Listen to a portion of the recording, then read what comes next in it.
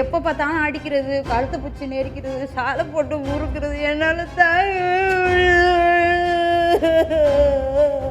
ஆமாடி உன் புருஷனை வச்சுன்னு இருக்கிற யாருக்கு போய் கூட்டினு போடி. எனக்கு அவன் வேணாம், அவள் புருஷன் வேணாமா, என் புருஷன் தான் வேணுமா? அப்போ நான் எங்கம்மா போய் நிற்பேன்? நான் இவன் உயிர் நல்ல எட்டி வரைஞ்சா முடிவு கொடுத்து எடுத்து என்ன எனக்கு அண்ணன் மாதிரி கூட பிறக்காத அண்ணன் சொல்ல.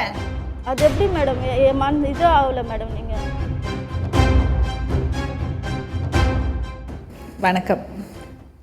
டெய்லி ஒரு கதை, ஒரு பெண்ணோட கதறல், இல்லைன்னா ஒரு ஆணோட குமரல், இதெல்லாம் தாண்டி இன்னும் இந்த ப்ரோக்ராம் தொடர்ந்து பண்ணிகிட்ருக்கோன்னா அதுக்கு காரணம் ஏதோ ஒரு வகையில் அந்த குடும்பத்துக்கு இல்லைன்னா அந்த நபருக்கு லைஃப்பில் ஒரு பாசிட்டிவான சேஞ்சுக்காக நம்ம ஒரு காரணமாக இருக்கும். அந்த நம்பிக்கை தான். பல நேரங்களில் காது கொடுத்து கேட்குறதுக்கு ஒருத்தர் வேணும், அவ்வளோதான் அவங்களுக்கு தேவை. அதுதான் அவங்களோட எதிர்பார்ப்பு. அதன் இந்த அரங்கு எப்போவுமே கொடுத்துருக்கு. இன்றைக்கி மீண்டும் இன்னொரு நபர், இன்னொரு கதை, இன்னொரு குடும்பம்.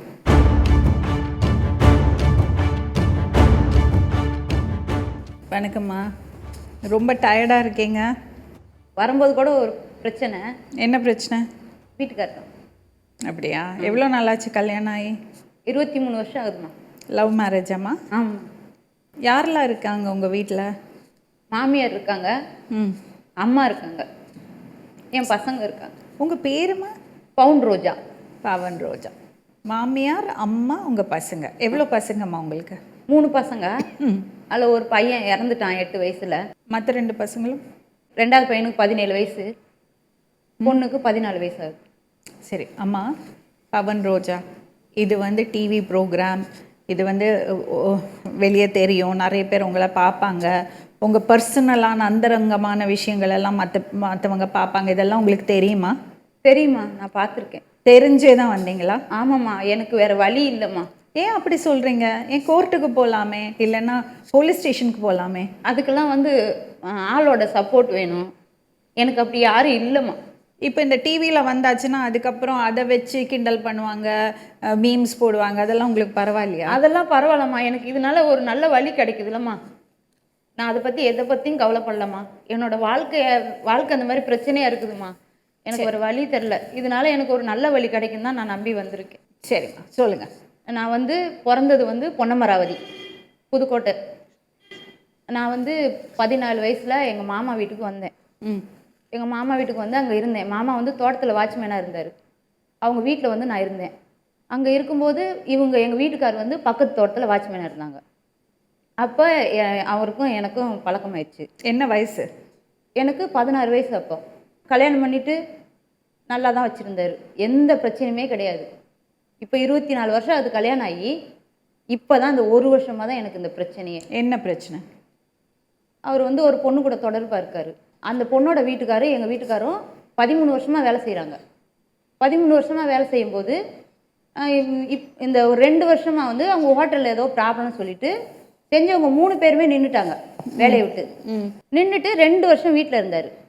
பார்ட் டைமாக எங்கன்னா வேலைக்கு போகிறது வர்றது. நான் தண்ணி கேன் போடுறோம், நானும் அவர் தான், எங்கள் வீட்டுக்கார் 2 பேரும் தான் போவோம். தண்ணி எடுத்துகிட்டு வருவோம், லைனில் போட்டு வருவோம். அவர் ஷோல்டரில் வச்சு தூக்கின்னு போவார், நான் இடுப்பில் வச்சு தூக்கின்னு போவேன்.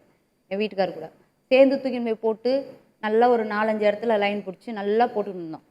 அதுக்கப்புறமா தண்ணி கேன் என்னன்னா அவர் அந்த அண்ணன் என்ன பண்ணார், எங்களுக்கு கஷ்டமாக இருக்குதுமா, எங்களுக்கும் நாங்கள் லைனில் ஒரு வீட்டில் கொண்ட ஒரு 20 கேன் இறக்கணும்னா கம்மி ரேட்டில் இறக்குவோம்.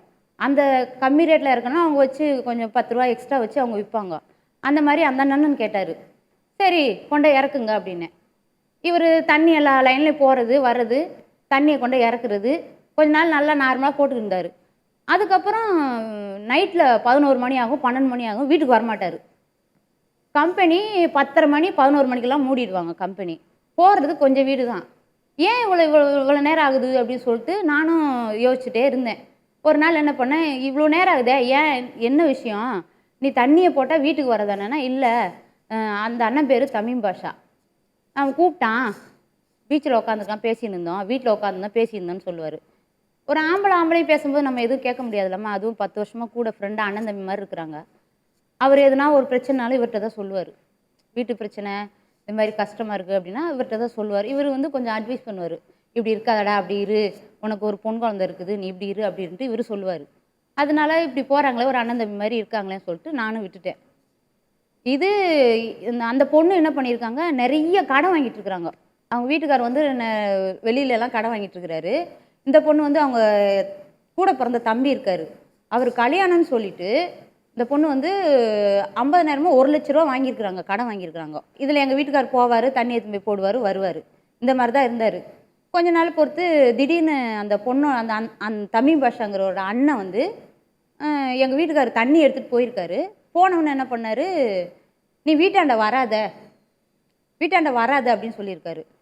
இவர் வந்து இவருன்னு வந்து எங்கள் வீட்டுக்கார் வந்து என்கிட்ட சொல்கிறாரு, அவர் வந்து வீட்டுக்கு வர வேணான்னு சொல்கிறாரு, என்னன்னு தெரில அப்படின்னாரு. உன்னை ஏன் அந்த மாதிரி சொல்லணும் நான் அப்படின்ட்டு நான் உடனே போய் கேட்குறேன்னு சொல்லிட்டு நான் உடனே போனேன். அங்கே போய் அந்த அண்ணனை கூப்பிட்டேன். அண்ணா, ஏன் எங்கள் வீட்டுக்காரர் அந்த மாதிரி சொல்கிறீங்க அப்படின்னு சொல்லிட்டு நான் கேட்டேன். அதுக்கு அவர் சொன்னார், உனக்கு ஒன்றுமே தெரியாதுமா அப்படின்னாரு. என்னென்ன விஷயம், எனக்கு எதுனா சொன்னாதானே தெரியும் அப்படின்னேன். தண்ணி போகிறது ஒரு விஷயமா, ஒரு ஆம்பளை இல்லாத வீட்டில் இவன் வரான், நைட்டு 12 மணி எது வெளியில் வராண்டா மாதிரி இருக்குது, வெளியில் மாடியில் வராண்டா மாதிரி இருக்குது, வெளியில் உட்காந்து 12 மணி இது பேசி நிற்கிறாங்க 2 பேரும் உட்காந்து. அவங்க வீட்டுக்கார் கிடையாது, அவன் வந்து எப்போனா வரான் இல்லைன்னா இல்லை. ஆனால் உன்னோட வீட்டுக்காரும் அந்த பொண்ணு உட்காந்து பேசுகிறாங்க. எனக்கு தெரியும் அவங்கள பற்றி, நல்ல டைப்புன்னு தெரியும். ஆனால் பார்க்குறவங்க அக்கம் பக்கத்தில் இருக்கவங்க என்னம்மா சொல்லுவாங்க, அவங்கள கேட்டிருக்கிறாங்க. அதனால இவர் என்ன பண்ணார், அக்கம் பக்கத்தில் இருக்கவங்க என்னம்மா சொல்லுவாங்க அப்படின்னு சொல்லிட்டு என்கிட்ட கேட்டார். அப்போயே சொன்னேன் நான், சரிங்கண்ணா நீங்கள் என்கிட்ட சொல்லிட்டீங்களே, இனிமேட்டு எங்கள் வீட்டுக்காரர் இங்கே வரமாட்டார். சப்போஸ் அவங்களுக்கு தண்ணி போடனா கூட என்னோட பையன் 17 வயசு பையன் இருக்கிறான், அவன் வந்து கொஞ்சமாக ஆட்டோ ஓட்ட கற்றுக்கினான். அதனால நான் என் பையனை கொண்டாந்து, அப்போ கூட அவங்க பசி கஷ்டங்கிறதுனால அந்த ஆட்டோவில் கொண்டாந்து நான் தண்ணி இறக்க சொல்கிறேண்ணா அப்படின்னு சொல்லிட்டு நான் வந்துட்டேன். அந்த பொண்ணோட வீட்டுக்கு தம்பி பாசாங்கிறவர் என்ன பண்ணியிருக்காரு, அவன் என்ன பெரிய பருப்பா, அவனா இவனா அப்படின்னு அசிங்கமாக பேசிட்டு எங்கள் வீட்டுக்காரர்கிட்ட, நீ கொண்டாந்து இறக்குடா நான் பார்த்துக்கிறேன் அப்படின்னு அவர் சொல்லிட்டார் இவர்கிட்ட. இவர் என்ன பண்ணுறாரு, நான் போக வேணான்னு சொன்னேன் பாருங்க, இவர் போகிறது கொண்ட வெளியில் கொண்டு இறக்கிட்டு வந்துடுது. அப்போ நான் திட்டுவேன், உன்னை போக வேணான்னு சொன்னேன், நீ ஏன் போகிற, நான் பையன் காலையில் ஸ்கூல் கிளம்புறேன், காலையிலே கொண்டு நான் இறக்க சொல்கிறேன், நீ இனிமேட்டு போகாத அப்படின்னு சொல்லிட்டேன் நான். சரிடி நான் போகலை அப்படின்னு சொல்லிட்டு இவர் வேலைக்கு போயிருந்தார். வேலைக்கு போயிருந்தால் ஃபோன் அடிக்கடி வரும். ஃபோனு எனக்கு நம்பர்லாம் எதுவும் செக் பண்ண தெரியாதுமா, ஏன்னா வேலையில் நிறைய பேர், இவர் வந்து சமையல் குக் மாஸ்டர் இவர். அதனால வந்து எனக்கு நிறைய பேர் ஃபோன் பண்ணுவாங்க, இவர் நிறைய பேருக்கு வேலை விஷயமா ஹெல்ப் பண்ணுவார்.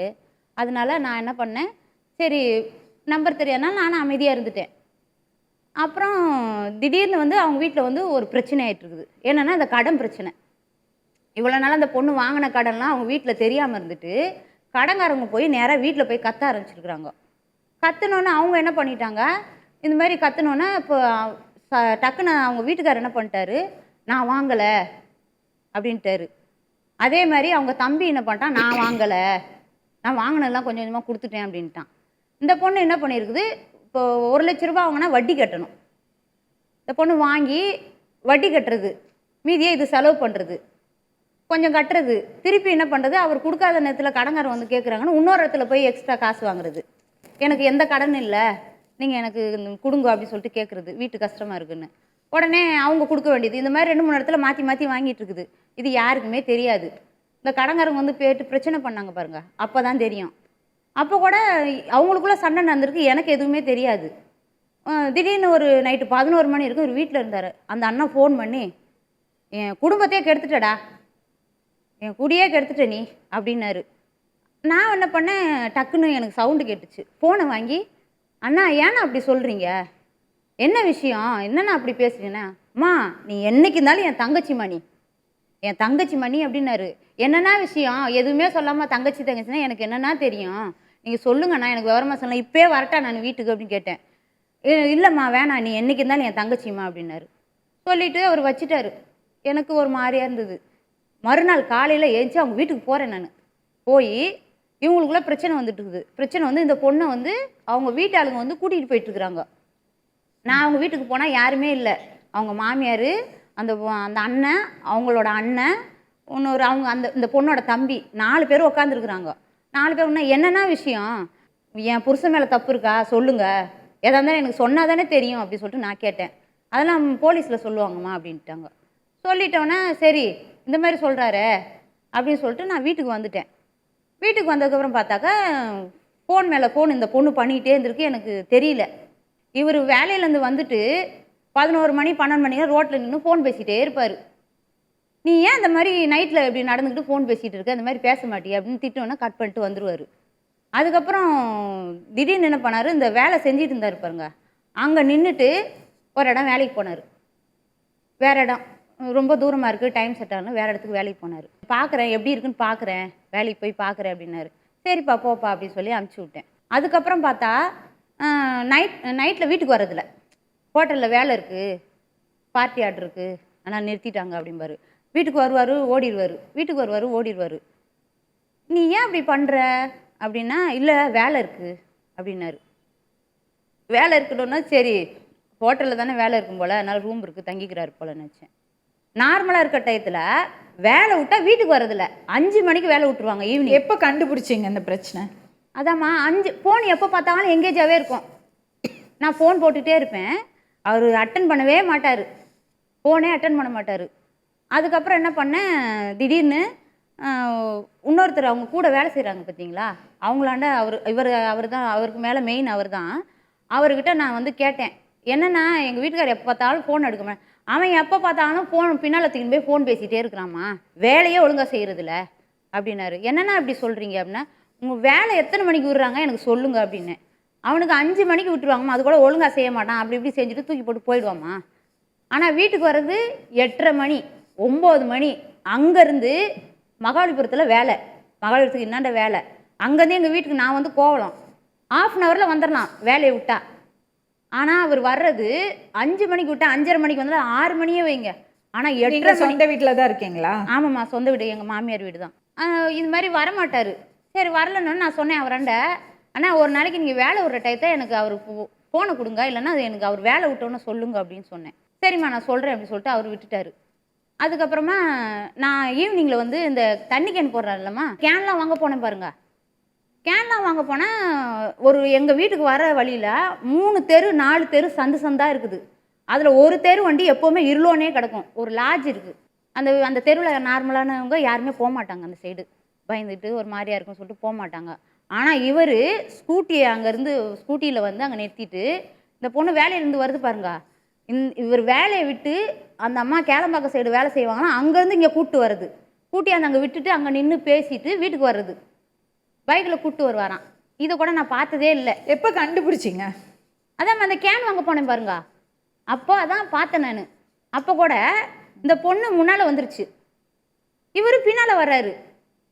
நிறுத்திட்டு கேட்டேன், இந்த வழியில் உனக்கு என்ன வேலை இருக்குது, ஏன் இங்கே வரக்கூடாதுனாரு. நீ எப்போ இந்த வழியை வர மாட்டிய, நம்ம தெரு வர வழி ஒரு பாதை இருக்குது, அந்த பாதை வராமல் நீ அந்த சைடு வர அப்படின்னேன். இல்லடி சும்மா தான் வந்தேன் அப்படின்ட்டாரு. சரின்னு சொல்லிட்டு விட்டுட்டேன். எப்போ பார்த்தாலும் ஈவினிங்காக அந்த ஃபோன் எங்கேஜாகவே இருக்கும், ஃபோனை எடுக்க மாட்டார், ஃபோன் பண்ணால் கூட எடுக்க மாட்டார். ஒரு நாள் எனக்கு ரொம்ப உடம்பு சரியில்லாமல் போச்சு, அப்படியே படுத்து கிடந்தேன். ரொம்ப உடம்பு சொன்னால் இவர் அடிக்கிறது, எப்போ பார்த்தாலும் என்ன அடி, எப்பவுமே அடிப்பாரா? இப்போ இந்த பொண்ணுக்கிட்ட பழக்கமானதுக்கப்புறம் சைக்கோ மாதிரி பண்ண ஆரம்பிச்சிட்டாரு, ஒரு மாதிரி மென்டல் மாதிரி பண்ண ஆரம்பிச்சிட்டாரு. என்னையை போட்டு அடிக்கிறது, என் பையனை போட்டு 17 வயசு பையன் இருக்காங்க பாருங்க, அவனை போட்டு செருப்பத்து அப்படியே தவடை மேலே அடிக்கிறது. என்னை அடிக்கிறாரு பாருங்க. அப்போ வந்து என் குழந்தை வந்து எனக்கு யாரும் தடுக்க ஆடலாம், என் புள்ள வந்து நிற்கிது. அப்போ சொல்லுவேன், அப்போ நீ எப்படா வரலாம் அப்படின்னு சொல்லிட்டு அவனை போட்டு அடிக்கிறது. என் பொண்ணு பயந்துன்னு வெளியில் போயிடும். அக்கம் பக்கத்துலேருந்து யாருன்னா வந்து கேட்டாங்கன்னா, நீங்களாம் யாரும் வரத்த எவ்வளோ உங்கள் வேலையை பாருங்க அப்படின்ற. என்னை எப்போ பார்த்தாலும் அடிக்கிறது, கழுத்தை பிடிச்சி நெரிக்கிறது, சாலை போட்டு முறுக்கிறது, என்னால்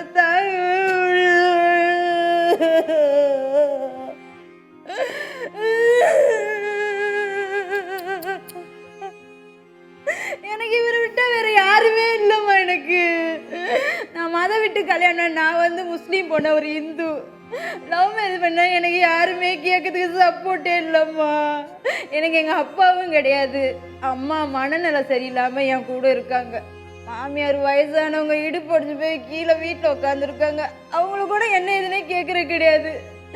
ஒரு நாள் டாய்லெட் போயிட்டு அப்படியே படுத்து கிடக்குறாங்க, என்னால் முடியல, படுத்து தூங்குறாரு, ஏச்சு வாங்குறேன், என்னால் வர முடியாது. முடியாது அப்படின்ட்டாரு. என் குழந்தை எங்கேயோ போயிட்டு வந்து அகீஸ் போட்டு வச்சிருந்தா அதை போட்டு அவங்களுக்கு தொடச்சி எல்லாத்தையும் பண்ணி மாமியாருக்கா? மாமியாருக்கு காலு கையெல்லாம் கழுவி விட்டு எல்லாத்தையும் நான் பண்ணின்னு இருக்கிறேன். இவன் என்ன பார்க்கவே மாட்டேங்கிறாம்மா. எனக்கு இவரை விட்டா வேற யாருமே இல்லைம்மா. எனக்கு நான் எப்படிம்மா அடுத்தவங்களுக்கு நான் விட்டு கொடுக்க முடியும்? 24 வருஷம் ஒன்றா வாழ்ந்திருக்காங்க. அவ்வளோ அடிமா அந்த ஒரு வருஷமா என்னால் ஜீர்ணிக்கவே முடியல. நான் செத்து கூட போயிடலான்ட்டு மருந்து வாங்கிட்டு வந்து நானும் என் குழந்தைங்க செத்துடலான்னு வேண்டி இருக்க வேணாம்னு சொல்லிட்டு வாங்கிட்டு வந்து இது பண்ணேன். பக்கத்தில் ஒருத்தவங்க சொன்னாங்க, இப்படிலாம் பண்ணாதடி, உன் பிள்ளைங்க இருக்குடி, அது எதுனா ஒரு வழி கிடைக்குடி, நீ போய் பாருடின்னு சொன்னாங்க. அதுக்கப்புறம் தான் நான் கொரோனாவுக்கு முன்னால் உங்களுக்கு ஃபோன் பண்ணேன். நான் அம்மாடி, ஒரு வேளை நீ சந்தேகப்படுறியோம்மா? யாரும்மா? உங்க கணவரை? இல்லைம்மா, இப்போ டைரெக்டா அவங்க வீட்டுக்கு போயிட்டே வராரு. நைட்டில் அங்கேயே இருக்கிறாரு போய். அப்போ அவங்க புருஷன்? அவங்க புருஷனை விட்டு அவ தனியாக வந்துட்டா, சண்டை போட்டு தனியாக வீடு இந்த ஆள் வாடகைக்கு எடுத்து கொடுத்து இந்த அவங்களும் அங்கே போய் இருக்கிறாங்க. ஒரு வயசுக்கு வந்த பொண்ணு இருக்குதுமா கூட. அவங்களுக்கு எவ்வளோ பசங்க? அதுக்கு ஒரு பொண்ணு இருக்கு. எனக்கு அவன் வேணாம், அவள் புருஷன் வேணாமா, என் புருஷன் தான் வேணுமா. அப்போ நான் எங்கம்மா போய் நிற்பேன்? நான் எனக்கு யாருமா இருக்கிறாங்க? எனக்கு என் புருஷனை விட்டு வேறு யாருமே இல்லைம்மா. இப்போவே எங்கள் வீட்டில் கூப்பிட்டாங்க, நீ அங்கேயே இருந்துருமா, நீங்களாம் போக தேலம்மா, அவரை கூட்டியாந்து வச்சுமான்னாங்க. இருந்தாலும் அதாவது இருக்க இடத்துல இருந்தால் தான் மரியாதை. அம்மா வீட்டிலலாம் போய் இருக்கக்கூடாது சொல்லிட்டு நான் அவங்களாண்ட அப்படி அடித்து பேசிட்டு வந்து நான் எவ்வளோ நாளாக வாழ்ந்தேம்மா. இப்போ இந்த ஒரு வருஷமா தான்மா இப்படி எனக்கு பிரச்சனையா இருக்குதுமா. நான் என்னென்னமோ பண்ணி பார்த்தேன், என்னால் முடியலம்மா. எனக்கு இவர் இல்லைன்னா நான் செத்து கூட போயிடுவேம்மா. நானே என் குழந்தைய செத்துருவேம்மா. எனக்கு வேற வழியே இல்லைம்மா. எனக்கு இவளால் இவன் புருஷன் நல்லா இருக்கிறாம்மா, அவனை விட்டுட்டு வந்து பாவி உக்காந்துருக்குறாம்மா. இப்படி ஒரு வயசு பொண்ணே வச்சுக்கின்னு சொந்த அப்பனே என்னென்னமோ பண்ணிட்டு போகிறான். குழந்தைங்கள இவனெல்லாம் நம்பி விட்டுட்டு போறா வரா. அந்த பொண்ணை கொஞ்சம் அனுப்புங்களேன். எனக்கு என்னன்னா, வணக்கம்மா, உங்க பேருமா? சர்ஃபுன் நிஷா. என்னம்மா பிரச்சனை? என்ன பிரச்சனைனா பெரிய பிரச்சனை மேடம். 1.5 வருஷமாக எங்கள் குடும்பத்தில் பிரச்சனை நடக்கிறது தான். நான் ஷார்ட்டாக சொல்லி முடிச்சிடுறேன் மேடம். இதுமாதிரி எங்கள் வீட்டுக்காரர் வந்து கடனை வாங்கி எங்கள் வீட்டுக்காரருக்கு கொடுத்தேன். அவர் சரியான குடிகாரன் தான். குடிப்பார். உங்கள் வீட்டுக்காரரா? எங்கள் வீட்டுக்காரு கொஞ்சம் கடன் ஆச்சு. எங்கள் மாமியார் வீடு கட்டினதுக்கு எங்கள் மச்சனுக்கு எல்லாமே நான் கடன் வாங்கி தான் கொடுத்தேன். என் தம்பி கல்யாணம் பண்ணி வச்சேன், நானாக தான் பண்ணி வச்சேன். அப்போ வந்து இவர் வீட்டுக்கார் வந்து ராஜா முகமது வந்து தண்ணி பிஸ்னஸ் தான் போட்டுருந்தேன். நானும் பண்ணின்னு தான் இருந்தேன். தண்ணி எடுத்துன்னு போட்டுன்னு இருந்தார். அதில் ஒரு 10 ரூபாய் கிடைக்குமான்னு சொல்லிட்டு எடுத்துன்னு வந்து போடுங்க, அது இவங்க மூலியமாக தான் எடுத்துன்னு வந்து போட்டார். அவர்கிட்ட கூட விசாரிச்சுக்கோங்க. அப்புறம் தண்ணி பிஸ்னஸ் போட்டுன்னு இருந்தால் கொஞ்சம் கடன் ஜாஸ்தி ஆகுனதால எங்கள் வீட்டுக்கார் என்ன எங்கள் மூத்தார், எங்கள் வீட்டுக்காரோட அண்ணன் அலி அவர் பேர், அவங்க ஒய்ஃப் பேர் வந்து அபிபா. அவங்க என்ன செஞ்சாங்க, இவங்க ஒய்ஃப் இவங்க புருஷனை நான் வச்சுன்னு இருக்கிறேன்னு சொல்லிட்டு எங்கள் வீட்டுக்காரர்கிட்ட சொல்லி சொல்லி சொல்லி சொல்லி பிரெயின் வாஷ் பண்ணி பண்ணி பண்ணி அவர் எங்கள் பிரிஞ்சு போயிட்டார். நான் என்ன செஞ்சேன், நான் பேசி இல்லை அவர் வீட்டுக்காரர் நான் வச்சுன்னு இல்லை, அவர் ரொம்ப நல்ல மனுஷன்னு சொல்லிட்டு எங்கள் நான் பேசி தனியாக வீடு பிடிச்சி தனியாக வச்சாங்க. அதுக்கு வாடகை வந்து எங்கள் வீட்டுக்காரர் தான் கொடுத்துன்னு இருந்தார். 2500 ரூபாய் எங்கள் வீட்டுக்காரர் கொடுத்துருந்தார். நான் மெரினா மாலில் வேலைக்கு போயிட்டு கடனை பாதி கொடுத்தேன் மேடம். 12,000 ரூபாய் சேலரி. என் பொண்ணுக்கும் நானே பார்த்துக்கிட்டு கடனும் நானே கொடுத்துக்கிட்டு அதே ஏரியாவில் அதே தெருவில் தான் நான் இருந்தேன். தனியாகவே ஒரு 6 மாதம் தனியாக இருந்தேன் எங்கள் வீட்டுக்காரர் பிரிஞ்சு. இவங்க என்ன செஞ்சாங்க, எங்கள் ஓரத்தி அதான் எங்கள் அலி எங்கள் மூத்தார் இருக்கிறாங்களே அவங்க பேச்செல்லாம் கேட்டு உன் புருஷனை வச்சுன்னு இருக்கிறா பவுன் நிஷா, உன் புருஷனை வச்சுன்னு இருக்கிறான்னு சொல்லிட்டு பவுனு கட்டு அதான் இவங்க கட்டு சொல்லி சொல்லி சொல்லி சொல்லி அலி பொண்டாட்டி அலியும் சொல்லி சொல்லி இவங்க என்ன செஞ்சால் மனசு மாதிரி அவர் ஃபோன் பிஸின்னு வந்துச்சுன்னா ஏன் கட்டு தான் பேசுகிறான்னு சொல்லிட்டு என்ன மெரினா மாலில் வேலை செஞ்சுன்னு சுற்றி கேமரா எங்கள் சாரே கத்துவார், என்ன நிஷா நீ எப்போ பார்த்தாலும் ஃபோன்லேயே பேசிட்டு இருக்கிறேன்னு சொல்லிட்டு. ஆனால் இவங்க கட்டு தான் மேடம் நான் பேசின்னு இருப்பேன். இல்லை அப்பா உங்கள் புருஷனை நான் வச்சுன்னு இல்லை அப்பான்னு சொல்லிட்டு எவ்வளோ நான் சொல்லுவேன். மீன் மார்க்கெட்டில் எவ்வளோ கூட்டம் இருக்கும் மேடம். அங்கே எதிர்க்க வந்து ஏற்கனவே நான் என் வாழ்க்கை குடும்பம் வந்து பிரச்சனையோடு இருக்குது. அங்கே வந்து மீன் மார்க்கெட்டில் வந்து என் காலில் வந்து விழுறாங்க மேடம். தெய்வமே என் புருஷனை வச்சுன்னு இருக்கிற சக்காலத்து என் புருஷனை விட்டுரு சொல்லிட்டு அவங்க துணி அவங்களே கிழிச்சிக்கினாங்க மேடம். அந்த தெருவில் 1.5 வருஷம் ஆயிடுச்சு மேடம். மேடம் கொஞ்சம் நேரம் பேசாமல் இரு சொல்லுங்க மேடம். என் வீட்டுக்காரு இந்த மாதிரி பண்ணுறதுனால நான் என்ன பண்ணேன், காலில் போய் விழுந்தேன். அம்மா உன்னால தாம்மா பிரச்சனையாக இருக்குது, என் புருஷனை விட்டுருமா, இவங்க வீட்டு சைடில் நான் தண்ணி எடுத்துகிட்டு போனால் என்னை கூப்பிட்டு என்ன சொல்லுவாங்க, உங்கள் வீட்டுக்காரனை ஒழுங்கா நீ அதட்டி வைக்கலன்னா அவனை வந்து நான் காலி பண்ணிடுவேன். இந்த பொண்ணுக்கிட்ட எப்போ பாரு பேசின்னு இருக்கிறான், வேலை விட்டா பேசுகிறான், வண்டியில் கூப்பிட்டு வந்து பஸ் ஸ்டாண்டில் விட்றான் அப்படி சொல்லிட்டு அவங்க ஒரு 2-3 பேர் சொன்னாங்க. சாவடிச்சிருவேன்னா நான் என்னம்மா பண்ண முடியும்? இவ காலில் போய் விழுந்தேன் நான். அதில் என்னம்மா தப்பு இருக்குது நீங்களே சொல்லுங்கள். இவ காலில் விழுந்து என் புருஷனை விட்டுருமா, ஏன்னா என் வீட்டுக்கார்ட்ட சொல்லி சொல்லி பார்த்துட்டேன், மண்டையில் ஏறலை சுத்தமாக. அதனால இவள்கிட்ட போய் நான் காலில் விழுந்தேன், என் வீட்டுக்காரை விட்டுருமா அப்படின்னேன் நான். சரிங்க மேடம், ஏற்கனவே எங்கள் ஃபேமிலியில் பிரச்சனையோடு இருக்கிறேன். தனியாக வீடு பிடிச்சி தனியாக வச்சாங்க. எல்லா இடத்துலையும் என்னை வந்து அசிங்கப்படுத்தி படுத்தி படுத்தி படுத்தி அவ்வளோ கேவலமாக பேசிட்டாங்க மேடம். என்ன கொஞ்சம் நஞ்சம் நான் எங்கேயுமே போக மாட்டேன், நான் தண்ணி போற லைனை விட்டு நான் எங்கேயுமே போக மாட்டேன் நான். இவளே எல்லாத்தையும் இவளே பேசி பேசிட்டு அவங்க வீட்டு ஆளுங்க சொல்றத வச்சு வச்சு இவ இந்த மாதிரி பண்ணிட்டுடா மேடம். போலீஸ் என்னம்மா வயசு? 30 மேடம். போலீஸ் ஸ்டேஷனில் கூட்டின்னு போனாங்க. திடீர்னு சொல்லிட்டு போலீஸ் ஸ்டேஷன் கூட்டின்னு போகிறது, அங்கே கூட்டின்னு போய் அவரை அசிங்கப்படுத்துறது, அங்கே கிருஷ்ணாலயத்தை ஊற்றிக்கிறது, என்ன வந்து இங்கே சித்திராதை பண்ணி வீட்டுக்கு போன அவரை சித்திராதை அந்த தெரு அந்த ஊரே நாரிச்சு மேடம். எனக்கு என் பாப்பா கிட்ட சொல்லிட்டு, பாப்பா நான் கொஞ்சம் தூங்குறேன், ரொம்ப தலை வலிக்குது பாப்பா, நான் கொஞ்சம் படுக்கிறேன், யார் வந்தாலும் கது தாப்பல் போட்டு வந்தாங்க மேடம். அப்படி ரிட்டர்ன் போயிட்டு இப்படி ரிட்டர்ன் போட்டு வந்து கது ஒரே எட்டி ஒதிச்சு முடி புடிச்சு தர ரோடுக்கு இருக்கிறடி என் புருஷனை இவ்வளவு பெரிய கல்ல தூக்கி என்ன அடிக்க வந்தா. இவங்க மாமியாரு இவங்க நாத்தனார் என்ன முடிய புடிச்சு இழுத்து இந்த காலை வந்து எட்டி உதைய வந்தா. அவங்க மாமியாரு அவங்க நாத்தனாரு நீங்க வேணா வந்து கேட்டு பாருங்கம்மா, அவங்கதான் வந்து என்ன தடுத்து விட்டாங்க. என் புருஷன் அப்படியே நின்னாமா, என்னை இவன் அடிக்கிற மாதிரி அப்படியே நின்னாமா, கண்ணு மாறு இவன் முடிய முடிச்சு இழுத்து என்ன. நான் நார்மலாதாம்மா போய் பேசிட்டு இருந்தேன், இவ்வளவு பெரிய கல்லுமா தூக்கின்னு இப்படியே அடிக்க வந்தா. இவங்க நாத்தனார் லாஸ்ட் நாத்தனார் ஒரு பொண்ணு இருக்கு, ஏண்டி பாவி அவங்களே உடம்பு முடியாதவங்க அவங்கள போய் அடிக்க போறியடின்ட்டு தடுத்து விட்டாங்க. அதுக்கப்புறம் இங்க எல்லாம் அவங்க மாமியார் நாத்தனார் எல்லாரும் இருந்தாங்க. என்ன உதஞ்சவன் வந்து என் முருத்தக்கார அப்படியே நின்னவன் என்ன பார்த்துக்கின்னு இவளை அடிக்க விட்டுட்டு.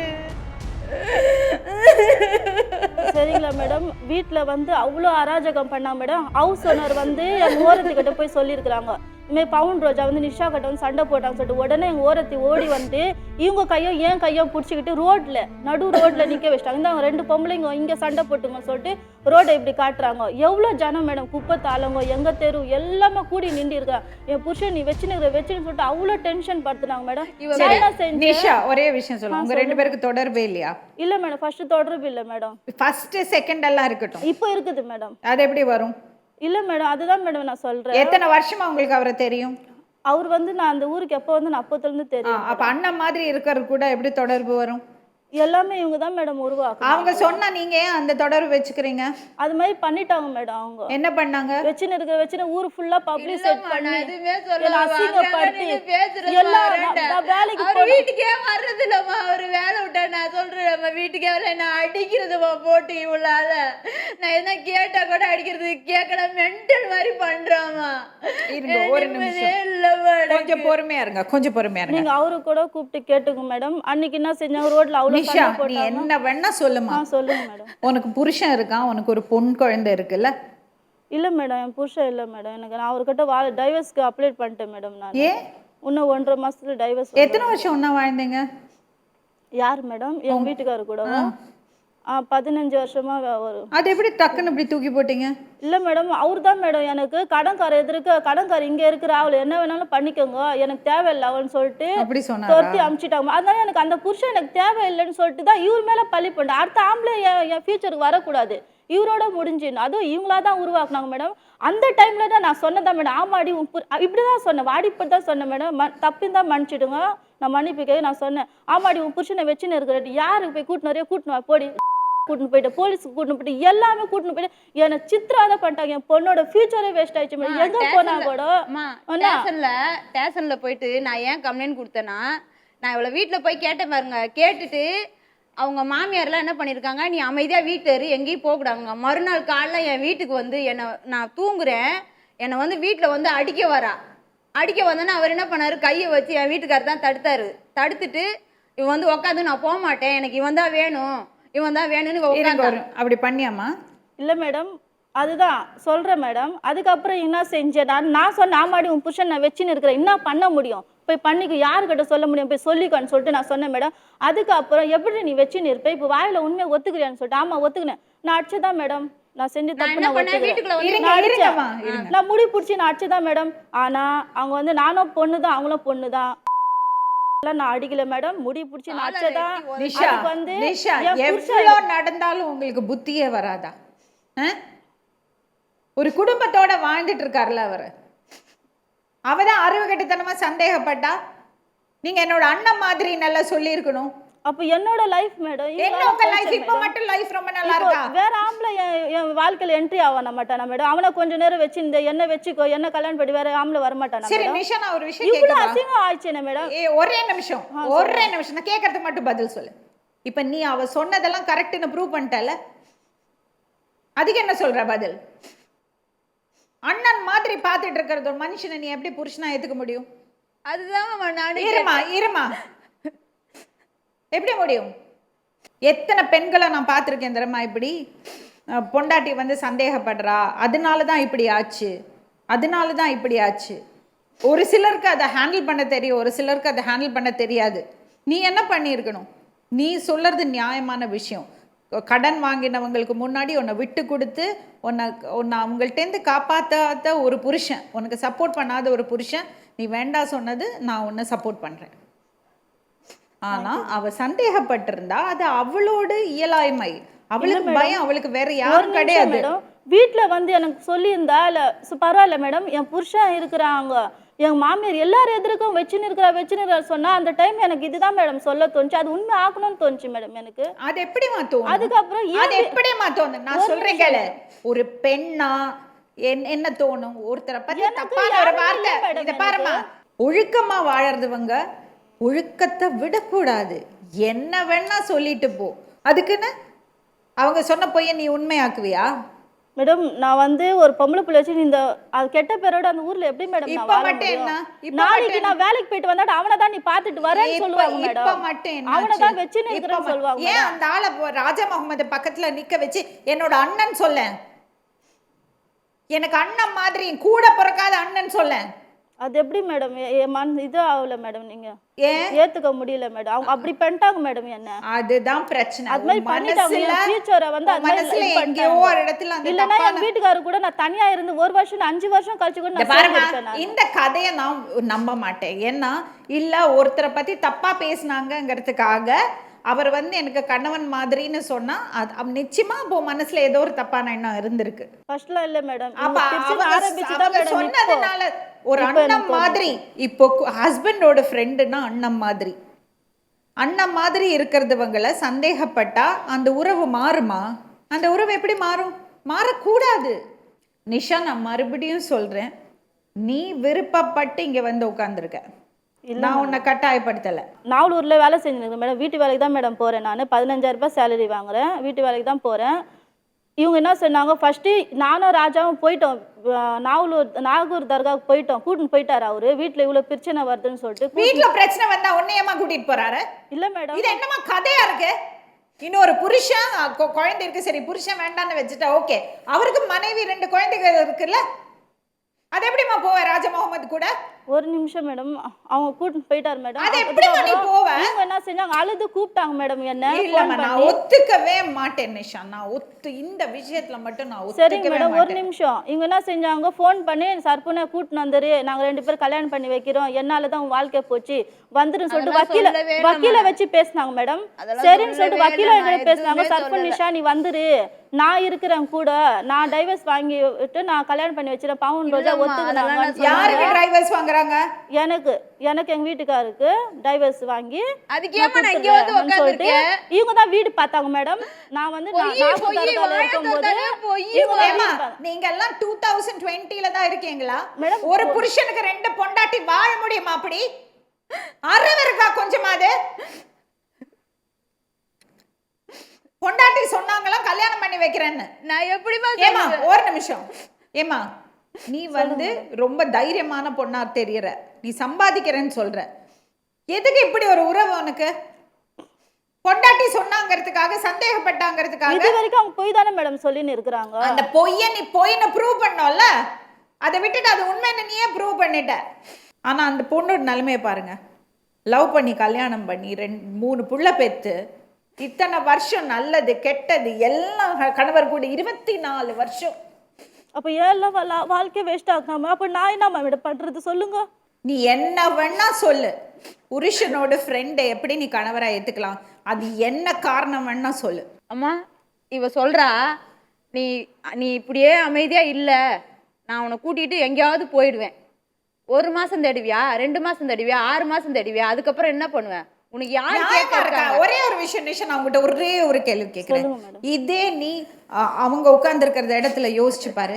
நீ அந்த இடத்துல இருந்து உன் புருஷன்ட்ட யாராவது இப்படி பண்ணா நீ உனக்கு எப்படி இருக்கும்? கண்டிப்பா நான் ஏத்துப்பேன் மேடம். நானும் அசிங்கப்படுத்தினா அந்த குடும்பத்தை நான் இல்லையாமா உனக்கு அப்படி சொல்றதுக்கு? எங்க அக்கா அந்த இடத்துல நான் ஏன் தங்கச்சி மாதிரி நான் ஏத்துப்பேன் மேடம். பெண்களால தான் இன்னும் பெண்கள் இப்படி கஷ்டப்பட்டுட்டு இருக்காங்க. அப்ப அவங்க வந்து குடும்பத்தோட நான் தனியா இருக்கணுமா மேடம்? சொல்லுங்க பார்க்கலாம். நான் தனியா இருக்கணுமா மேடம்? கிரவுன் கொடுக்கிறேன் உங்களுக்கு, கிரவுன் போட்டுக்கங்க. புருஷனுக்கு இன்னொரு உறவை வந்து ஏத்துக்கறேன்னு பெருமையா சொல்றீங்க. ராஜா முகமதுக்கு ஆக்சிடென்ட் ஆயிடுச்சு நிஷா, சீக்கிரம் வா கிளம்பி. அத சொல்லிட்டு தான் நான் கூப்பிட்டாங்க. சொல்லுங்க. அது எப்படி மேடம் சொல்ல முடியும்? வாழ்ந்துட்டேன் மேடம் அவர்கிட்ட நானு வாழ்ந்துட்டேன். அது முன்னாடி அப்ப நீங்க தைரியம் சொல்லியிருந்தா இவங்க சொல்லியிருந்தா நான் கண்டிப்பா சொல்லியிருப்பேன். உங்க பிரச்சனை இது. ஊர் உலகம் சொன்னதுனால அண்ணன் மாதிரி இருக்கிறது ஒருத்தரை புருஷனா ஏத்துக்க முடியாது. நீங்க சின்ன பொண்ணு, உங்களுக்கு ஒரு உங்க கையில ஒரு குழந்தை இருக்கு. நாளைக்கு ஓகே உங்க புருஷனோட உங்களுக்கு ஒத்து போலியா, நீங்க வெளியில வந்து உங்களுக்கு ஏத்த மாதிரியான ஒரு கணவர் கிடைப்பாரு. தேவையில்லை மேடம் எனக்கு. இவரோட அசிங்கமாச்சு, இவரோடவே நான் லாஸ்ட் சாவுற. அப்ப அவங்க என்ன பண்ணாரு? அவங்க தானே மேடம் சேர்த்து வச்சாங்க, வீடு புடிச்சு வச்சாங்க, கல்யாணம் பண்ணி வைக்க சொன்னாங்க. இப்ப கூட அவ்வளவு சமாதானமா பேசுறாங்க. எல்லாமே பொண்டாட்டி சொல்றாங்க அவர்கிட்ட புருஷனுக்கு கல்யாணம் பண்ணி வைக்கிறாங்க. ஏதாவது பேசாதமா சொல்லமா மேடம். இவங்க வந்து வாய் திறந்தா போய் தான் மேடம் பேசுவாங்க. நீங்க எங்க வேணாலும் வந்து விசாரிங்க மேடம். புருஷனுக்கு ஏதாவது பொண்டாட்டி கல்யாணம் பண்ணி வைப்பாளா? இவங்களுக்கு வேணானாக்கா யார் கால்ல வேணா விழுவாங்க, யார்கிட்ட வேணாலும் எப்படி வேணாலும் பேசுவாங்க. ஏன் எதுக்கு அவங்க புருஷனை நீங்க கல்யாணம் பண்ணிக்கணும்னு அவங்களுக்கு என்ன தேவை? அது அவங்க தான் மேடம் சொல்லி கூப்பிட்டாங்க. இப்போ கூட போன மாசம் கூட எவ்வளவு இருந்தாலும் புரிஞ்சுக்க மாட்டீங்களாமா? இன்னொரு பொண்ணை நோவடிக்கிறது, இன்னொரு குடும்பத்தை கஷ்டப்படுத்துறது யோசிக்கவே மாட்டீங்களா? எனக்கு அவர் வேணும் மேடம், இல்லைன்னா என்ன ஜெயில தூக்கி போட்டுருங்க, இல்லை தூக்கு தண்டனை கொடுத்துருங்க. நீ புத்திசாலி பொண்ணுங்கிறதுக்காக நான் உங்ககிட்ட பேசுறேன். நீ சேர்றது சரியாமா? ஒரு குடும்பத்தை இப்படி கஷ்டப்படுத்துறல யோசிச்சு பாரு. இந்த நியாயமா? அந்த பொண்ணு என்ன பண்ணுவா? நான் என்ன மேடம் பண்ண? அப்போ அது அவ புருஷன்ட்ட போய் வாதாடணுமா? கேட்டு வாதாடதா உள்ளே மேடம், ஊர் ஃபுல்லா பப்ளிக் அவ புருஷன்ட்ட போய் கேட்டு வாதாடணும். எந்த புருஷன் ஏத்துப்பா? நான் வரல கேட்டு எனக்கு என் புருஷன் வேணும்னு எல்லாரும் பப்ளிசிட்டி போட மாட்டியா? ஏத்துப்பானா? நான் அதுக்கு நான் விட்டுட்டு நான் இன்னொருத்தன போய் தேட முடியுமா? நானு எல்லாரும் அழுது நான் அழுவே போயிடுச்சு மேடம். எனக்கு இந்த மாதிரியே போறீங்க தெரியுமா? நானு என் புருஷன் இன்னொருத்தன போய் தேடணுமா? நானு நீதான் இருக்கிற. ஏமா அந்த பொண்ணு ரோட்ல என்ன அவ்வளவு அடிக்குறாங்க மேடம்? எப்படிமா எல்லாமே போயிமா வாயில ரோட்ல என்ன அப்படி அடிக்குறாங்க மேடம்? நான் போய் சொன்னா ரோட்ல வந்து கேளுங்க மேடம். இந்த பாப்பா போலீஸ் அடிச்சாங்க. இப்போ மேடம் அடிச்சாங்க மேடம் ரோட்ல. முடி பாருங்க மேடம். இல்ல நான் அடிக்கவே இல்ல. கைய பிடிச்சதுக்கு நான் போய் சொன்னேனாக்கா இப்போதான் மேடம் நடந்துச்சு. காலைல தான் மேடம் மத்தியானத்துக்கு கேட்டு பாருங்க மேடம். யாருக்காச்சும் கூட அனுப்புவா? நிஷா ஒரு நிமிஷம்.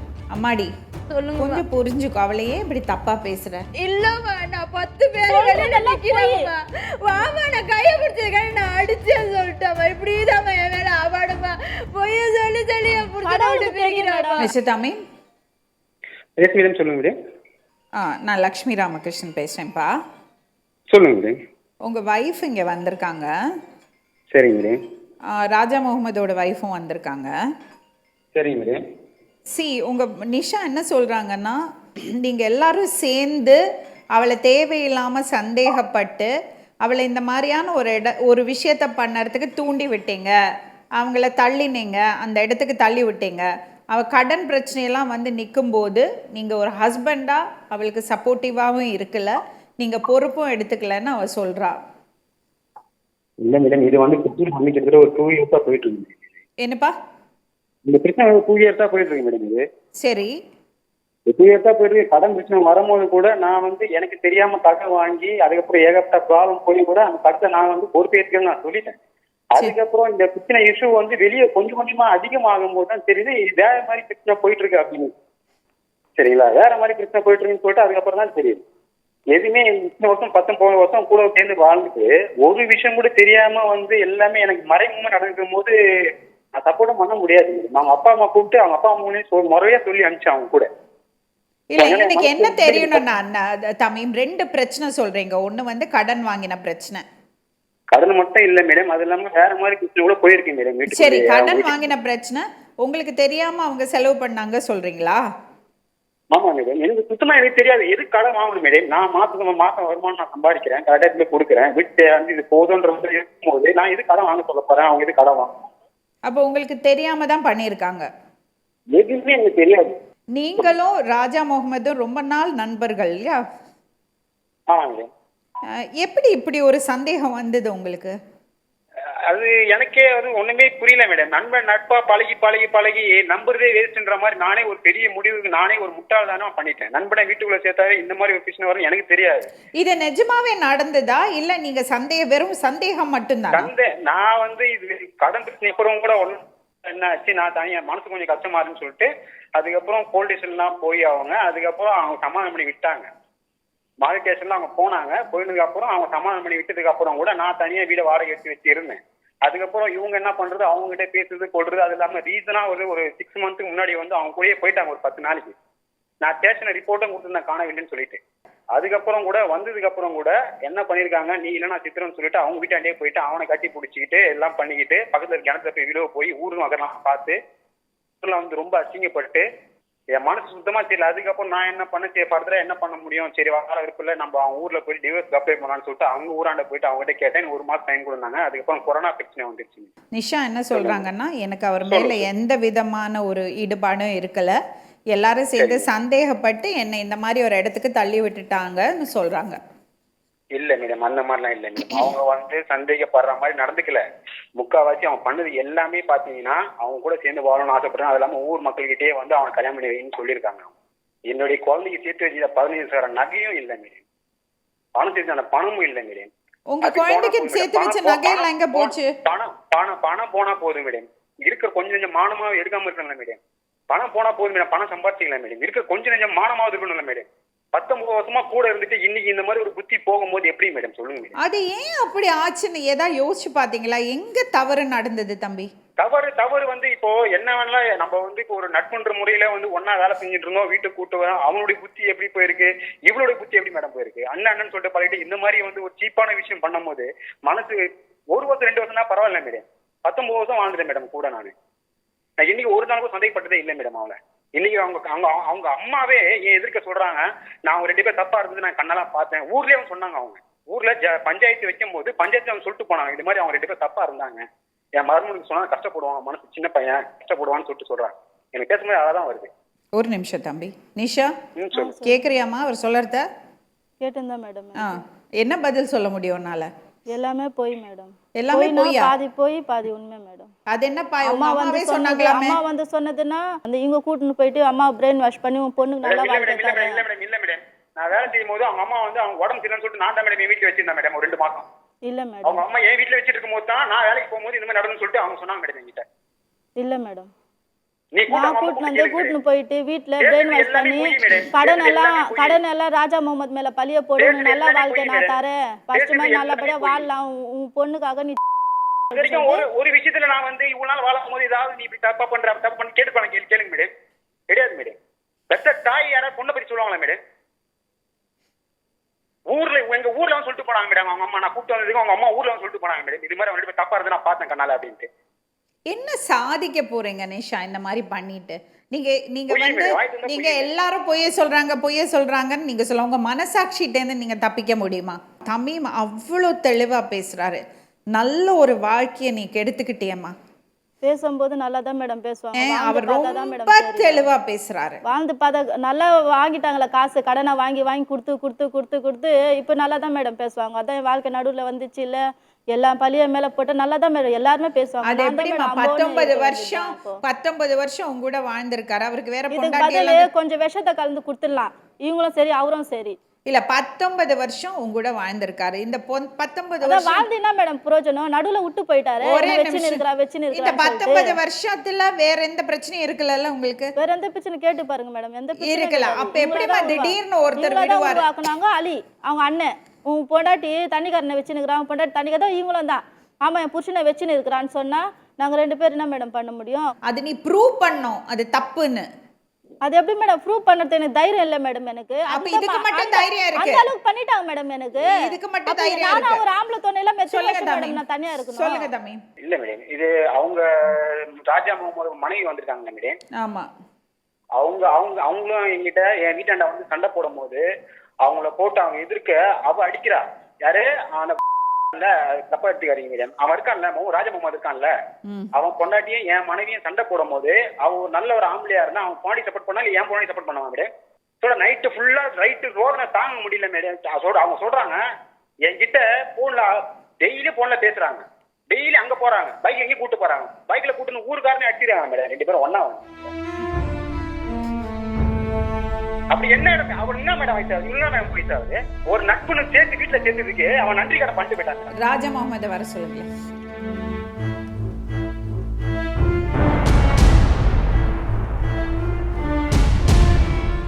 ஒரு ஹஸ்பண்ட் எதிர்க்க அவன் தோள் மேல கையை போட்டு போறான். கிட்டத்தட்ட ஒரு 4-5 முறை நான் பாத்துட்டேன் மேடம். அது நான் என் மனைவி இன்னொருத்தன் கூட கை மேல தோல் கட்டி பிடிச்ச போகும்போது என் மனசு எந்த அளவுக்கு வேதனை படும். ஃபர்ஸ்ட் என்ன தெரியுமா சொன்னாங்க மேடம்? அவங்க உங்க புருஷன் இது மாதிரி தொட்டுட்டானாப்பா, நான் என்னப்பா பண்றது? நான் கூட தான் ஒருத்தன் கூட படுத்துட்டு தலையை குளிச்சுட்டு நான் வரல அவங்க கிட்ட பஸ் ஸ்டாண்ட்ல சொன்னாங்க மேடம். பஸ் ஸ்டாண்ட்ல சத்தியம் மேடம் இது அப்ப நான் இச்சவாயா